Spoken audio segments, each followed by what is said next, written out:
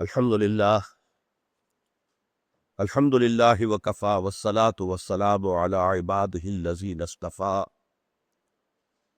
خصوصا على أفضلهم وخاتم النبيين محمد الأمين وعلى آله وصحبه أجمعين. أما بعد فقد قال الله تبارك وتعالى كما ورد في سورة الصف: أعوذ بالله من الشيطان الرجيم بسم الله الرحمن الرحيم. يا أيها الذين آمنوا هل أدلكم على تجارة تنجيكم من عذاب أليم تؤمنون بالله ورسوله وتجاهدون في سبيل الله بأموالكم وأنفسكم ذلكم خير لكم إن كنتم تعلمون يغفر لكم ذنوبكم ويدخلكم جنات تجري من تحتها الأنهار ومساكن طيبة في جنات عدن ذلك الفوز العظيم وأخرى تحبونها نصر من الله وفتح قريب وبشر المؤمنين. صدق الله العظيم. رب اشرح لي صدري ويسر لي امري واحلل عقدة من لساني يفقهوا قولي. اللهم ربنا الهمنا رشدنا واعذنا من شرور انفسنا. اللهم ارنا الحق حقا وارزقنا اتباعه وارنا الباطل باطلا وارزقنا اجتنابه. اللهم وفقنا ان نجاهد في سبيلك باموالنا وانفسنا. اللہم ارزقنا شہادتا فی سبیلک آمین یا رب العالمین۔ سورہ صف کا جو دوسرا رکوع ہے کل 5 آیات پر مشتمل ہے۔ آخری آیت طویل ہے، وہ میں نے اس وقت تلاوت نہیں کی ہے، 4 آیات کی تلاوت کی ہے۔ ان میں سے بھی پہلی 2 آیات پر ہماری گفتگو مکمل ہو چکی ہے، صرف اس کا ترجمہ تاکہ آگے سلسلہ کلام جو ہے وہ جڑ جائے، صرف ترجمہ ذہن میں دوبارہ تازہ کر لیجئے۔ پہلے اللہ تعالیٰ نے ایک سوال کیا: اے ایمان کے دعوے دارو، کیا تمہیں وہ کاروبار بتاؤں، تمہاری رہنمائی کروں اس کاروبار کی طرف جو تمہیں دردناک عذاب سے چھٹکارا دلا دے؟ اس کا منطقی نتیجہ کیا ہوا کہ اگر وہ راستہ تم اختیار نہیں کرو گے تو پھر جہنم کے عذاب سے نجات پانا یہ تمہارا اپنا خود ساختہ عقیدہ ہوگا، یہ مذمومہ اور موہومہ خیال ہوگا، بے بنیاد ہوگا۔ اچھا، وہ تجارت کیا ہے؟ تؤمنون باللہ ورسولہ، ایک تو ایمان اللہ پر، اس کے رسول پر، جیسے کہ ایمان کا حق ہے، یقین والا ایمان۔ وَتُجَاهِدُونَ فِي سَبِيلِ اللَّهِ بِأَمْوَالِكُمْ وَأَنفُسِكُمْ، اور جہاد کرو اللہ کی راہ میں اپنے اموال کے ساتھ، مال خرچ کرو اور جانیں کھپاؤ، یہاں تک کہ وقت پڑے تو جان پیش کرتے۔ ذَلِكُمْ خَيْرٌ لَكُمْ إِن كُنتُمْ تَعْلَمُونَ، یہی تمہارے لیے بہتر ہے اگر تم واقعتاً علم رکھتے ہو، اگر تمہیں اپنے نفع اور نقصان کا صحیح تصور حاصل ہے۔ ظاہر بات ہے کہ اگر آخرت کا کوئی تصور نہیں ہے تو پھر نفع دنیا کا نفع ہے، نقصان دنیا کا نقصان ہے۔ یہاں جنہوں نے جائیدادیں بنا لی ہیں، جنہیں زمین میں اقتدار حاصل ہو گیا، وہ کامیاب ہیں، اور جو بیچارے ان چیزوں سے محروم رہ گئے وہ ناکام ہیں۔ لیکن جیسا کہ ہم نے اس پورے منتخب نصاب کا جو نقطۂ آغاز ہے سورۃ العصر، کہ کامیابی جو ہے وہ ان چیزوں سے نہیں ہے، نہ دولت سے ہے، نہ دنیاوی حیثیت سے ہے، نہ اقتدار سے ہے، نہ وجاہت سے ہے، نہ جائیداد سے ہے، کچھ بھی نہیں۔ کامیابی کے لوازم 4 ہیں: الا الذین آمنوا وعملوا الصالحات وتواصوا بالحق وتواصوا بالصبر۔ یہ 4 چیزیں پوری ہوں گی تو کامیاب ہوگے، ورنہ ان الانسان لفی خسر، باقی تمام انسان خسارے سے، گھاٹے سے، ناکامی سے، نامرادی سے دوچار۔ تو اس کا میں پہلے عرض کر چکا ہوں کہ ایک چیز کی نفی ہوتی ہے، پھر اس بات ہوتا ہے۔ تو سورہ مبارکہ کے شروع سے نفی کا انداز چلا آ رہا ہے، یا ایھا الذین آمنوا لم تقولون ما لا تفعلون، کیوں کہتے ہو جو کرتے نہیں؟ اللہ پر ایمان کا دعویٰ، اللہ سے محبت کا دعویٰ، رسول سے عشق کا دعویٰ، لیکن تمہارا عمل جو ہے اس کے مطابق نہیں ہے۔ تم جانتے ہو اللہ کو کن سے محبت ہے؟ ان سے کہ جو اس کی راہ میں جنگ کرتے ہیں ایسی صفیں باندھ کر کے جیسے کہ سیسا پلائی ہوئی دیواریں ہو، جن میں کوئی قوت رکھنا پیدا نہ کر سکے۔ اور جان لو کہ اگر تم یہ نہیں کرو گے، اللہ کی راہ میں جہاد اور قتال کے لیے میدان میں نہیں آؤ گے، تو پھر تمہاری مثال بھی سابقہ یہود کی جو امت تھی اس کی ہوگی، جو انہوں نے حضرت موسیٰ علیہ السلام نے جب کہا تھا کہ اب اللہ کی راہ میں نکلو جنگ کے لیے، تو کوڑا جواب دے دیا تھا۔ وَإِذْ قَالَ مُوسَىٰ لِقَوْمِهِ یا قوم لم تعذوننی وقد تعلمون انی رسول اللہ علیکم فلما زاغوا ازاغ اللہ قلوبہم، جب وہ ٹیڑھے ہو گئے اللہ نے ان کے دل بھی ٹیڑھے کر دیے۔ یہی حشر تمہارا ہو جائے گا۔ اور آخری بات کیا آئی کہ اگر تم یہ راستہ اختیار نہیں کرتے تو جہنم کا نوالا بن کر رہو۔ اب اس کے بعد مثبت انداز میں نہیں کرتے تو یہ ہے، کرتے ہو تو کیا ہے؟ اب اس میں پہلی بات آئی یغفر لکم ذنوبکم، اگر تم اس راستے پر چلتے ہو، اللہ کی راہ میں جہاد، جد و جہد، محنت۔ اب اس جہاد کے بارے میں تفصیل سے میں بیان کر چکا ہوں سورہ حجرات کی آیت نمبر 15 کے ضمن میں کہ مومن کون ہے؟ انما المؤمنون الذین آمنوا باللہ ورسولہ ثم لم یرتابوا وجاہدوا باموالہم وانفسہم فی سبیل اللہ۔ تو جہاد کے معنی کیا ہے؟ جہاد کے معنی صرف جنگ نہیں ہے، جہاد اپنے نفس کے خلاف بھی ہے، جہاد معاشرے، بگڑے ہوئے معاشرے کے خلاف بھی ہے، جہاد شیطان کے خلاف بھی ہے، جہاد باطل نظریات کے خلاف بھی ہے، جس کے خلاف زبان سے اور قلم سے جہاد کیا جائے گا۔ جہاد باطل نظام کے خلاف بھی ہے، اس کے لیے ظاہر بات ہے کہ میدان میں آ کر اس نظام کے کو چیلنج کرنا ہوگا اور اس سے ٹکر لینی ہوگی، جس میں یقیناً جان کا بھی اندیشہ ہے، جان بھی دینی پڑے گی۔ یقاتلون فی سبیل اللہ فیقتلون ویقتلون۔ اب یہ ایک مکمل یوں سمجھیے کہ کیریئر ہے۔ اصل میں جو ہم نے جہاد کو قتال کے معنی میں لے لیا ہے، جہاد کے معنی جنگ، اس سے ان تمام آیات کی جو اصل روح ہے وہ پس پردہ چلی گئی، پردے کے پیچھے چلی گئی۔ جہاد کے معنی جنگ نہیں ہے، ہاں جنگ جہاد کی آخری منزل ہے۔ جہاد تو نفس کے خلاف جہاد سے شروع ہو گیا ہے کہ فجر کا وقت ہو گیا ہے، اذان سن لی ہے، لیکن نفس کہتا ابھی اور سو۔ آپ نے کروٹ دی، چادر درست بھی سو گئے، آپ نے گویا کہ نفس کے آگے ہتھیار ڈال دیے، اور اگر آپ نے نفس کی بات نہیں مانی، اٹھ کر کھڑے ہو گئے، گویا کہ آپ نے نفس کے خلاف جہاد کیا۔ تو بندہ مومن کی زندگی کا کوئی لمحہ جو ہے سوائے اس کے جو وہ سویا ہوا ہے، وہ اب انکانشس ہے، اس کی جو ہے کانشس مائنڈ اس کا ورک نہیں کر رہا ہے۔ خواب بھی آ رہے تو سب کانشس مائنڈ سے ان کا تعلق ہے، کانشس مائنڈ سے نہیں ہے۔ اس وقت کو چھوڑ دیجئے، باقی پوری زندگی میں کوئی ایک لمحہ ایسا نہیں جو جہاد سے خالی ہوگی۔ ایک سرکاری ملازم ہے اور اسے کوئی شخص رشوت پیش کر رہا ہے کہ میرا یہ کام ذرا کر دیجئے، یہ میں پیش کر رہا ہوں آپ کی خدمت میں، ظاہر بات ہے کہ اندر ایک تصادم شروع ہو جائے گا۔ نفس کہے گا لے لو، فلاں ضرورت اٹکی ہوئی ہے، فلاں بچے کی فیس ابھی دینی تھی، اس کا انتظام نہیں ہو رہا ہے، فلاں کا یہ معاملہ ہے، لے لو۔ اور دل کہتا ہے نہیں صاحب حرام ہے، حرام ہے، نہیں لے سکتے، کشاکش ہے۔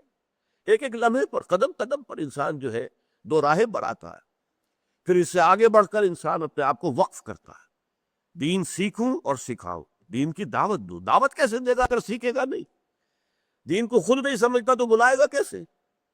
وہ تو لطیفے والی بات ہے کہ کسی پٹھان نے کسی ہندو کے تلوار سر پر رکھ دی کہ پڑھو کلمہ۔ انہوں نے کہا اچھا خان صاحب پڑھاؤ، کہنے خو قبلہ تو ہم کو بھی نہیں آتا ہے، تو اب کلمہ آپ کو نہیں آتا تو کیا پڑھائیں گے آپ کسی کو؟ اسی طریقے سے اگر آپ قرآن کو جانتے نہیں تو قرآن کی دعوت کیسے دیں گے؟ تو گویا یہ اب کیریئر بنے گا، سیکھو اور سکھاؤ، پڑھو اور پڑھاؤ، پہلے علم حاصل کرو پھر اسے پھیلاؤ، دعوت دو، اللہ کے دین کی طرف لوگوں کو بلاؤ۔ اور یہ کہ اگر اللہ کی طرف دعوت دیتے ہوئے اگر ماحول جاندار ہے، اس میں کچھ زندگی ہے، روح باقی ہے، اور آپ کو ماحول سے ریسپانس مل جاتی ہے، آپ کے پاس 1,00,000 2,00,000 آدمی جمع ہو جاتے ہیں جو واقعتاً اب دل میں یقین بھی رکھتے ہیں، عمل میں ان کے اسلام پر پوری کی پیروی موجود ہے، اب انہیں جمع کرو، منظم کرو، جیسے کہ کوڑے کو بل دے کر جو ہے بنایا جاتا ہے، انہیں آرگنائز کرو اور پھر باطل پر دے مارو۔ بعد نشہ درویشی درساز و دمادم زن جو پختہ شوی خدرا بر سلطنت جمزن۔ تفسیر میں نہیں جا سکتا، یا علامہ اقبال نے اس ایک شعر میں سارے مراحل جو ہے سبو دیے۔ 12 برس مکے کی زندگی درویشی تھی، دعوت ہے تبلیغ، دعوت تبلیغ میں ظاہر بات ہے آپ کو عاجزی اختیار کرنی پڑتی ہے۔ داعی جو ہے تحکم کا انداز تو اختیار نہیں کر سکتا، تحکمانہ انداز تو حاکم اختیار کر سکتا ہے، داعی کو تو عاجزی اختیار کرنی پڑتی ہے۔ اور داعی کو اگر کسی نے اوپر سے جواب دے دیا تمہارا تو دماغ خراب ہو گیا میاں، کہاں تم باتیں کر رہے، سننا پڑے گا اور جھیلنا پڑے گا۔ وہ جواب نہیں دے سکتا، دماغ تمہارا خراب ہے، پھر وہ داعی نہیں ہے، مبلغ نہیں ہے، وہ تو بدھ مت کے بھکشوؤں کی طریقے سے برداشت کرو، جھیلو۔ حضور سے کہہ دیا گیا مجنون، پاگل، شاعر، ساحر، مسحور، کیا نہیں کہا گیا حضور، اور برداشت کیا۔ حالانکہ یہ نہیں تھا کہ آپ کو صدمہ نہیں ہوتا تھا، قرآن خود گواہی دے رہا ہے وَلَقَدْ نَعْلَمُ أَنَّكَ يَضِيقُ صَدْرُكَ بِمَا يَقُولُونَ۔ نبی ہمیں خوب معلوم ہے کہ جو کچھ یہ لوگ کہتے ہیں اس سے آپ کا سینہ بھیجتا ہے، آپ کو رنج ہوتا تھا، غم ہوتا تھا، سینے میں گھٹن محسوس ہوتی تھی، لیکن حکم کیا ہے؟ فَاصْبِرْ عَلَىٰ مَا يَقُولُونَ وَاهْجُرْهُمْ هَجْرًا جَمِيلًا۔ صبر کیجئے، جھیلیے، برداشت کیجئے، جو کچھ کہہ رہے ہیں برداشت کیجئے۔ یہی ساری باتیں آپ سے پہلے جتنے اولو العزم رسول تھے انہیں کہی گئی ہیں۔ حضرت نوح کا مذاق اڑاتے تھے، ٹھٹھے بار بار کر ہنستے تھے کہ اس بڈھے کو دیکھو دماغ خراب ہو گیا، یہ خشکی پر جہاز چلائے گا یا کشتی بنا رہا ہے، دیکھو تو صحیح۔ ہم پہلے ہی نہیں کہتے تھے کہ اس کا دماغ پھر گیا ہے، جو باتیں کرتا ہے بہکی بہکی باتیں کرتا ہے، اب تو ثابت ہو گیا کہ اس کا دماغ خراب، مذاق اڑا رہا ہے۔ تو معلوم ہوا کہ یہ سارے مراحل جہاد تھے، اور پھر جب کہ طاقت اگر فراہم ہو گئی ہے تو پھر اس طاقت کو ٹکرا دینا، پھر یہ نہیں کہ تو بچا بچا کے نہ رکھ اسے، تیرا آئینہ ہے وہ آئینہ کہ شکست ہو تو عزیز تر ہے نگاہ آئینہ ساز وہ۔ حضرت حمزہ رضی اللہ تعالیٰ عنہ کی وہ لاش جس کے اعضا کٹے ہوئے تھے، اعضا بریدہ لاش، ناک کٹی ہوئی ہے، کان کٹا ہوا ہے، اور کلیجہ چبایا گیا ہے پیٹ چاک کر کے، اللہ کی نگاہ میں یہ لاش جو ہے حضرت حمزہ کی وہ بہت پیاری تھی بنسبت ایک سالم حمزہ کے۔ تو چھپا چھپا کے نہ رکھ اسے، تیرا آئینہ ہے وہ آئینہ کہ شکست ہو تو عزیز تر ہے نگاہ آئینہ ساز کو، اللہ کو زیادہ محبوب۔ تو اس اعتبار سے ذالکم خیر لکم ان کنتم تعلمون، اب اس میں پہلا کیا نفع ہوگا؟ یغفر لکم ذنوبکم، اس راستے پر چلتے ہوئے کبھی کوئی خطا ہو جائے، بربنائے طبع بشری، کوئی بھول ہو گئی، کوئی چوک ہو گئی، نسیان اور خطا، اسی طریقے سے کبھی جذبات کے غو میں آدمی بہہ گیا، اندھا بہرا ہو گیا، نفس کا ایسا ہجوم ہوا جذبات کا کہ اپنے کنٹرول کھو بیٹھا، یا کسی ایسے ماحول میں چلا گیا ہے، اس ماحول کے اندر شر کا اتنا غلبہ ہے کہ وہ متاثر ہو گیا، عارضی طور پر کوئی غلطی کوئی گناہ سرزد ہو گیا، لیکن چل رہا ہے اس راستے پر، ایمان اور جہاد کے راستے پر۔ اگر اس راستے پر چل رہا ہے تو جہاں کہیں بھی قدم پھسل جائے گا، انسان گر جائے گا، فوراً کھڑا ہوگا، توبہ کرے گا، اور اللہ اس کے گناہ کو معاف کرتے ہیں۔ پہلا تو اجر یہ ہوا تمہاری خطاؤں سے درگزر فرمائے گا۔ غفر کہتے ہیں ڈھانپ لینے کو، مغفر کہتے تھے خود کو، جو سر پر لوہے کی ٹوپی پہنی جاتی تھی، تلوار کا وار جو ہے سر پر پڑے تو جو ہے مؤثر نہ ہو، آج بھی ہوتی ہے تاکہ گولی جو ہے وہ آئے تو سر جو ہے اس کو اس پر نہ لگے، اسی طرح مغفر ڈھانپ لینے والی شے، تو غفر جو ہے اللہ تعالیٰ تمہارے گناہوں کی پردہ پوشی فرمائے گا، ڈھانپ لے گا، آخرت میں قیامت کے دن تمہیں رسوا نہیں کرے گا، تمہیں علی رؤوس الاشہاد جو ہے تمہاری رسوائی سے تمہیں بچا لے گا۔ یغفر لکم ذنوبکم وَيُدْخِلْكُمْ جَنَّاتٍ تَجْرِی مِن تحتہا الانہار۔ ایک تو منفی بات ہو گئی، تمہارے گناہ بخش دے گا۔ مثبت کیا ہے؟ تمہیں ان باغات میں داخل کرے گا جن کے نیچے، یعنی جن کے دامن میں ندیاں بہتی ہوں گی۔ یہ اصل میں جو نیچرل گارڈن ہوتے تھے، ایک تو وہ ہے جو باغ لگائے انسان نے، اس میں تو وہ زمین کو جو ہے وہ لیول کرتا ہے، پھر پلان کرتا ہے، یہاں سے اس طرح کے بوٹے لگیں گے، اس خطے میں یہ بوٹے ہوں گے۔ ایک نیچرل باغ جو ہوتا ہے وہ کیا ہے؟ عام طور پر پہاڑی علاقوں کے اندر کہ وادی کے اندر کوئی نالا ہے یا کوئی چشمہ ہے یا دریا ہے بہہ رہا ہے، اور اس سے دونوں طرف جو اونچانے ہیں اس کی جڑوں کے اندر خود بخود پانی جا رہا ہے، تو وہاں پر درخت کھڑے ہوئے، وہاں پر جو ہے پودے ہیں، پلانٹیشن ہے، تو گویا کہ ان پودوں کے اور درختوں کے دامن میں ندی بہ رہی ہے. تو دامن جو ہے یہ ہے در حقیقت وہ چیز. یہ جو نیچے بہنے کا مطلب یہ نہیں ہے کہ ان باغات کے نیچے سے نہریں بہ رہی ہوں گی، بلکہ یہ کہ ان کے دامن میں ندیاں بہتی ہوگی. یغفر لکم ذنوبکم نمبر 1، ویدخلکم جنات تجری من تحتها الانہار. اور نمبر 3، وبساکن طیبۃ فی جنات عدن، اور تمہیں ایسی رہائش گاہیں دے گا کہ جو ریزیڈینشل گارڈنز کے اندر ہوں گی. فی جنات عدن، عدن فلا مقام فی مقام کذا، کہیں جا کر ڈیرا لگانا، اب سیٹل ہو جانا، بس جانا، یہ اس لفظ کا اصل مفہوم ہے. تو عدن جہاں پہ رہائش گاہیں تمہاری ہوں گی، مساکن طیبۃ فی جنات عدن، ان باغات میں ریزیڈینشل گارڈنز کے اندر بہترین تمہارے لیے رہائش گاہیں اللہ تعالیٰ فرمائے گا. ذالکم خیر لکم ان کنتم تعلمون، یہی تمہارے لیے بہتر ہے. ذالک هو الفوز، ذالک الفوز العظیم، یہی بہت بڑی کامیابی ہے. یہ بہت بامانی ہے جو اب آ رہے ہیں الفاظ. اصل میں اللہ تعالیٰ کے نزدیک کامیابی آخرت کی کامیابی. انسان جو ہے اپنی طبع بشری کے بنا پر دنیا کی کامیابی بھی چاہتا ہے.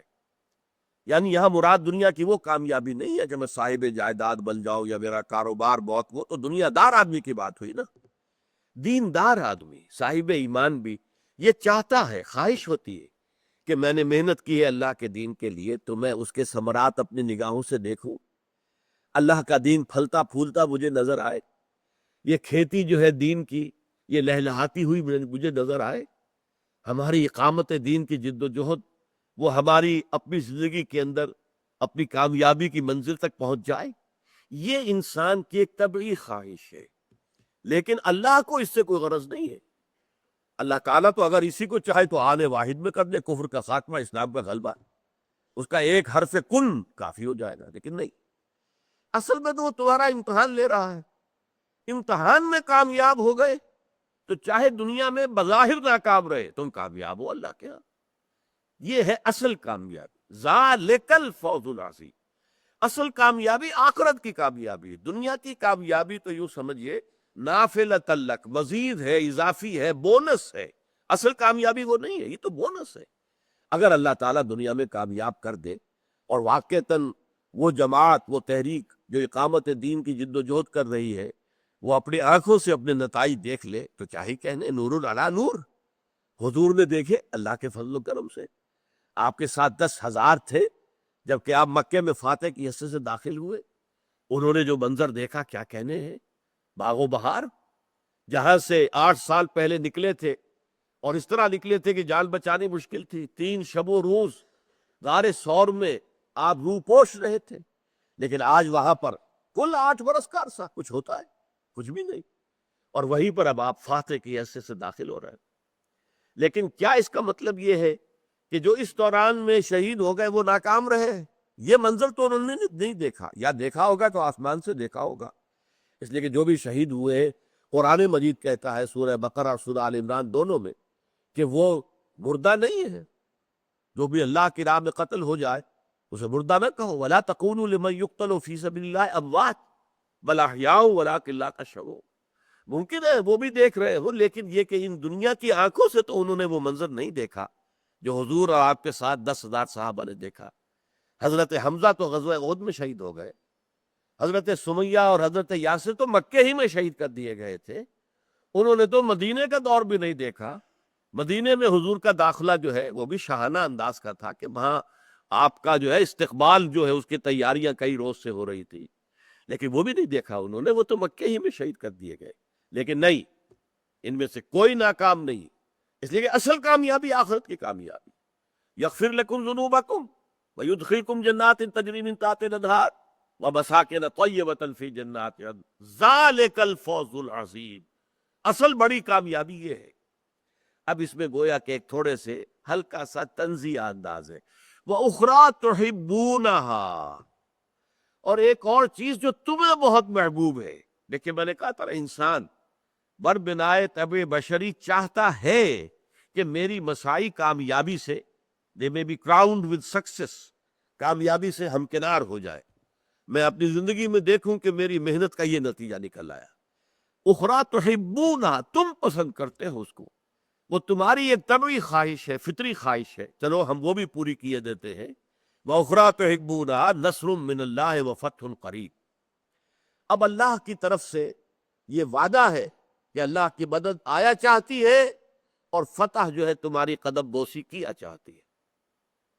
یہ جو الفاظ ہیں اس کو نوٹ کر لیجئے، یہ معاملہ ہر وقت نہیں ہوتا، یہ کب ہوتا ہے؟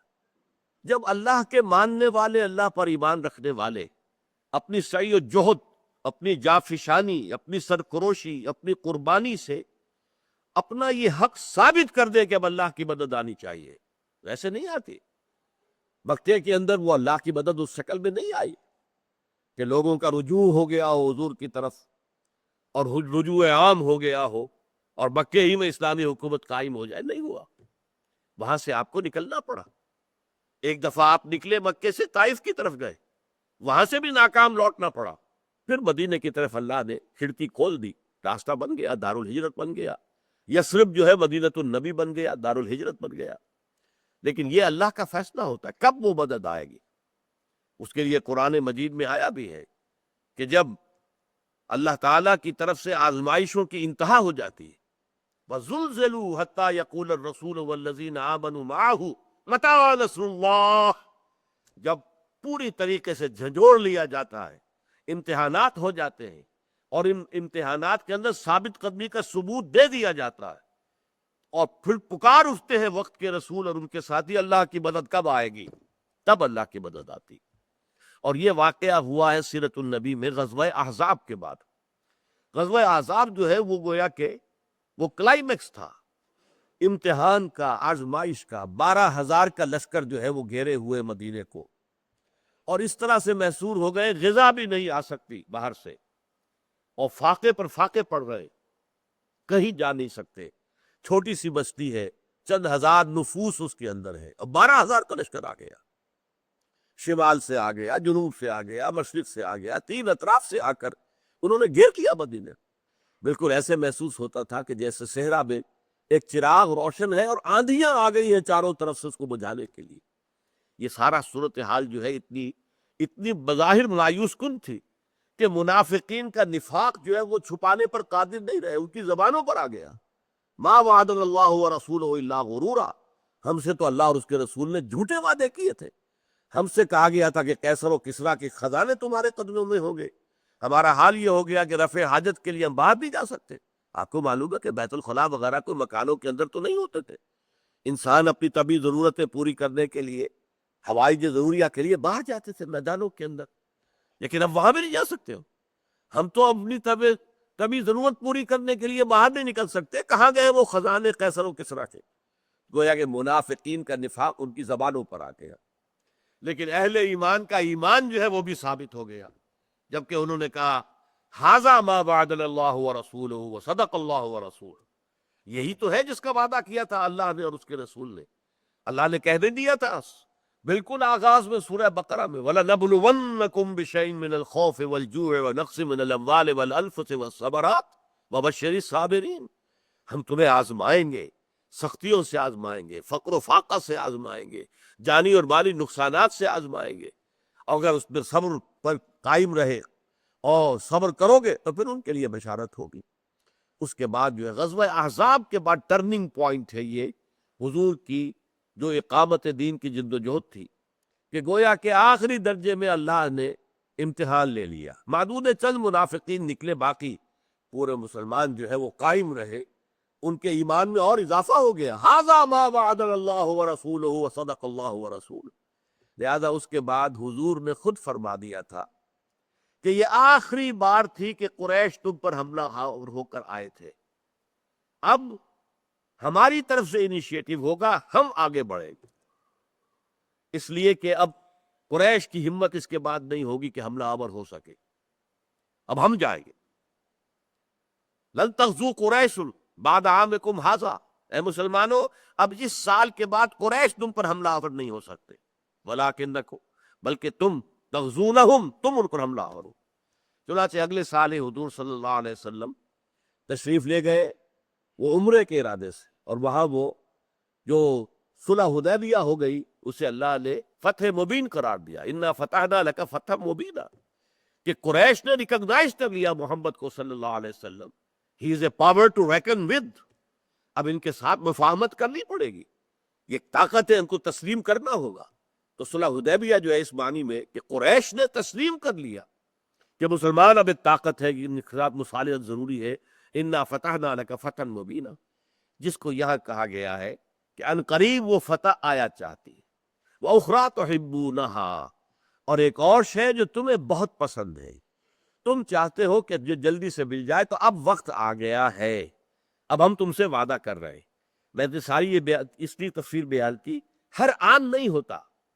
آج اگر میں اس کا شکوہ کروں کہ اللہ کی مدد کیوں نہیں آئی، میں نے اپنی پوری زندگی کھپا دی ہے، بہت کم لوگ ہیں جنہوں نے رسپانس شو کی، جو آئے میرے ساتھ، جنہوں نے مل کر میرے ہاتھ میں ہاتھ دیا یا میرے دست و بازو بنے، نہیں، کوئی پرواہ نہیں، یہ فیصلہ اللہ کا ہے۔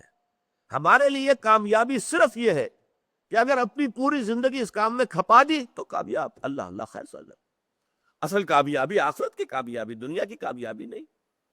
سینکڑوں نہیں، ہزاروں انبیاء ایسے چلے گئے دنیا سے کہ کسی نے ان کی بات سنی نہیں، تو کیا وہ ناکام ہو گئے؟ حضرت نوح نے اگر 950 برس دعوت دی اور چند انسان نکلے ان پر ایمان لانے والے، 950 برس، تو کیا حضرت نوح ناکام تھے؟ معاذ اللہ، وہ ناکام نہیں تھے، وہ لگے رہے، ڈٹے رہے اسی کام کے اندر۔ ہاں، اگر ریسپانسبلٹی لوگ آتے تو اگلا قدم اٹھاتے، پھر اسلامی حکومت قائم کرتے، لیکن اگر رسپانس ہی نہیں، آوان و انصار ہی نہیں، مددگار ہی نہیں، ساتھی ہی نہیں، دست و بازو ہی نہیں، تو اگلا قدم اٹھانے کا سوال ہی پیدا نہیں ہوتا۔ میں اس کی مثال دیا کرتا ہوں، اگر سورج نصف النہار پر کھڑا ہو جائے، نیچے نہ اترے، ڈھلکے نہ، تو ظہر کا وقت آئے گا ہی نہیں، تو ظہر آپ پڑھ ہی نہیں سکتے۔ اسی کہ ظہر کا وقت تو آئے گا لدلوک الشمس سے، جب سورج جو ہے وہ نصف النہار سے مغرب کی طرف ڈھلک جائے گا، تب ظہر کا وقت شروع ہوا۔ اگر سورج وہی کا وہی کھڑا ہے تو ظہر کا وقت آیا ہی نہیں، آپ ظہر پڑھ نہیں سکتے۔ اسی طریقے سے اگر ریسپانس معاشرے سے نہیں ملی ہے تو آپ اگلا قدم نہیں اٹھائیں گے، لیکن آپ اگر ثابت قدم رہے اس دعوت کے اوپر، وہ جہاد بالقلم اور جہاد باللسان اور جہاد بالقرآن، یہ جاری رکھا آپ نے، تو پھر آپ کامیاب ہیں۔ تو فرمایا ذالک الفوز العظیم، اصل کامیابی کیا ہے؟ مغفرت، جنت، اور اعلیٰ رہائش گاہیں، ریزیڈنشل گارڈنز کے اندر، ذالک الفوز العظیم، وَأُخْرَىٰ تُحِبُّونَهَا، اور ایک اور شے جو تمہیں پسند ہے، نصر من اللہ وفتح قریب، اب اللہ کی طرف سے مدد اور فتح قریب ہے، وہ تمہاری قدم بوسی کیا چاہتی ہے، یہ فتح اب تمہیں ملنے والی ہے، یہ خوشخبری ہے۔ وَبَشِّرِ الْمُؤْمِنِينَ، اے نبی آپ اہل ایمان کو بشارت دے دیجئے کہ ان کا آرڈیل جو ہے اب وہ خاتمے کے قریب ہے، ان پر جو دور آیا ہے، یہ آزمائشوں کا شدید ترین، ایک سے ایک بڑھ کر شدید تر آزمائش، اس میں وہ ثابت قدم رہے، وہ قائم رہے، کھڑے رہے، ڈٹے رہے، انہوں نے جانے دیے۔ 70 ان کے جو ہے غزوہ احد میں شہید ہو گئے تھے، 70 کو لے جا کر دھوکہ دے کر ذبح کر دیا گیا، کہ لے کر گئے تھے اصحاب صفہ کو کہ ہمارے ہاں جا کر لوگوں کو دین سکھائے، اور جا کر بدعہدی کی اور ان کو ذبح کر دیا۔ 70 میں سے ایک بچا صرف، جس نے آ کر خبر دی کہ وہ 70 ذبح کر دیے گئے۔ اور وہ موقع تھا کہ جس پر حضور نے پھر، جس کو دعائے قنوت نازلہ ہم کہتے ہیں، حضور نے بد دعائیں دی ہیں، اے اللہ شتت شملہم، مزق جمعہم، دمر دیارہم، اے اللہ ان کی بستیوں کے اوپر پتھراؤ کر دے اور ان کی جمعیت کے اندر تفریق پیدا کر دے۔ یہ ساری تو بد دعائیں جو آپ نے کی ہیں۔ اتنا دکھی دل تھا کہ 70 آپ کے وہ ساتھی جو اصحاب صفہ میں سے تھے، جنہوں نے علم حاصل کیا تھا، آپ کی صحبت سے فیض یاب ہوئے تھے، اور اب انہیں لے کر گئے تھے لوگ یہ کہہ کر کہ انہیں بھیج دیجئے ہمارے ساتھ تاکہ ہمارے لوگوں کو یہ دین سکھائے، اور دھوکہ دے کر ان کو ذبح کر دیا۔ ایک ان میں سے بچا ہے صرف خبر دینے کے لیے کہ یہ حادثہ پیش آ گیا۔ تو وہ دعا جو ہے قنوت نازلہ، وہ اس موقع پر تھی۔ تو اس کو جان لیجئے اچھی طرح کہ اب وہ دور گزر گیا۔ اے مسلمانوں، بشر المومنین، اے نبی اہل ایمان کو بشارت دے دیجئے کہ ان کا وہ شدید ترین آزمائش کا مرحلہ آ گیا، وہ ثابت قدم رہے۔ اب اللہ کی طرف سے مدد کا وعدہ ہے، مدد آیا چاہتی ہے، اور فتح تمہارے قدم چوما چاہتی ہے۔ اور اے نبی اہل ایمان کو بشارت دے دیجیے۔ بارک اللہ لی ولکم فی القرآن العظیم ونفعنی وإیاکم بالآیات والذکر الحکیم۔